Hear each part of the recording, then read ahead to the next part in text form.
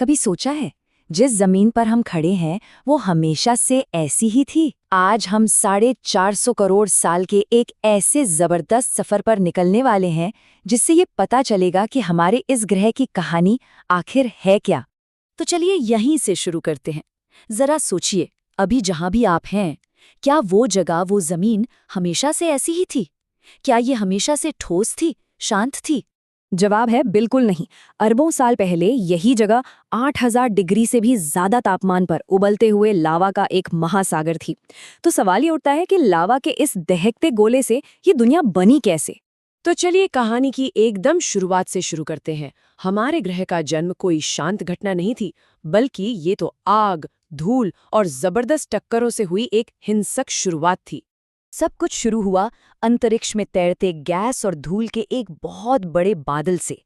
फिर पास के एक तारे में एक जोरदार धमाका हुआ, एक सुपरनोवा। इस धमाके की लहर ने उस बादल को दबा दिया और उसके केंद्र में गुरुत्वाकर्षण से हमारे सूरज का जन्म हुआ। और जो मलबा बचा वो आपस में टकरा टकरा कर ग्रहों में बदल गया, जिनमें से एक हमारी पृथ्वी भी थी। पर कहानी इतनी सीधी नहीं थी। अपने शुरुआती दिनों में पृथ्वी के साथ साथ एक और ग्रह भी हमारे सूरज का चक्कर लगा रहा था।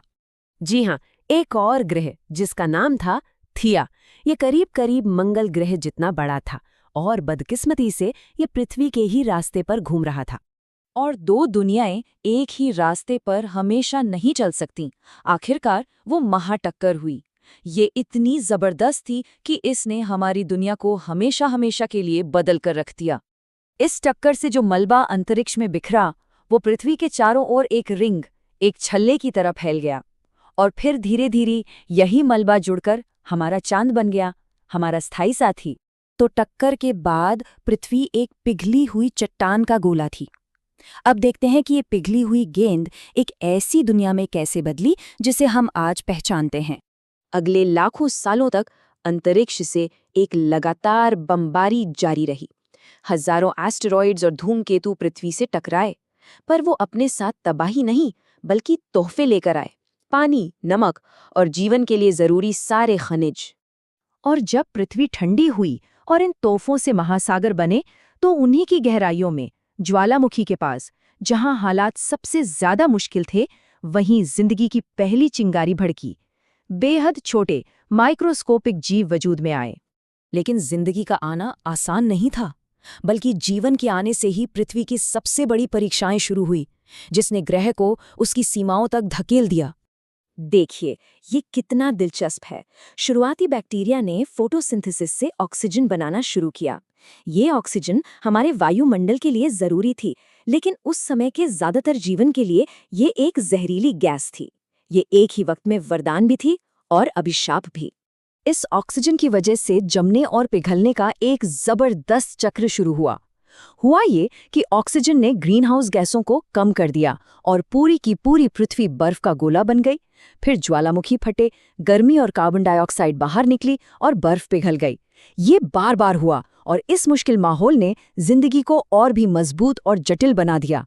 इन सब परीक्षाओं से गुजरने के बाद दुनिया आखिरकार थोड़ी स्थिर हुई, और इस स्थिरता ने जीवन को एक विशाल रूप लेने का मौका दिया, जिससे शुरू हुआ दिग्गजों का युग। लगभग 20 करोड़ सालों तक, इंसानों के इतिहास से कहीं ज्यादा लंबे समय तक, डायनासोर ने इस हरी भरी धरती पर राज किया। जमीन से लेकर आसमान और समुद्र तक वही इस ग्रह के असली मालिक थे। फिर आज से लगभग 6.5 करोड़ साल पहले गहरे अंतरिक्ष से एक तबाही हमारी ओर बढ़ रही थी। माउंट एवरेस्ट से भी बड़ा एक एस्टेरॉइड। और जब ये टकराया तो उसकी ताकत का अंदाजा लगाना भी मुश्किल है। समझिए, 10 करोड़ परमाणु बमों के एक साथ फटने जितनी ऊर्जा पैदा हुई। इसका असर फौरन और भयानक था। एक तरफ आग के तूफान और सुनामी, तो दूसरी तरफ धूल के बादल ने सूरज को ही ढक लिया। दुनिया एक लंबी, अंधेरी और ठंडी रात में डूब गई और डायनासोर का राज हमेशा के लिए खत्म हो गया। लेकिन इस महाविनाश की राख से एक नई कहानी ने जन्म लिया, एक बहुत ही अलग तरह के जीव की कहानी, हमारी अपनी कहानी।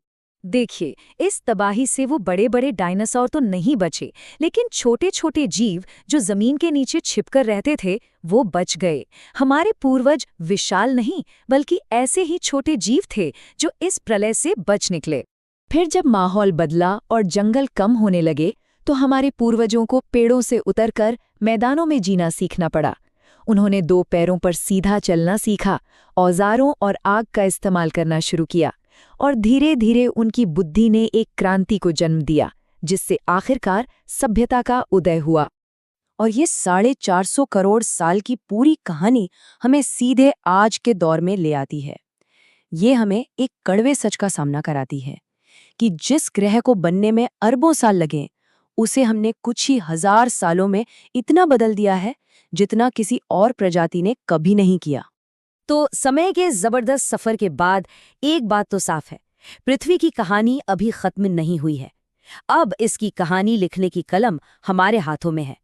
तो आखिरी सवाल बस यही है, हम आगे की कहानी में क्या लिखेंगे?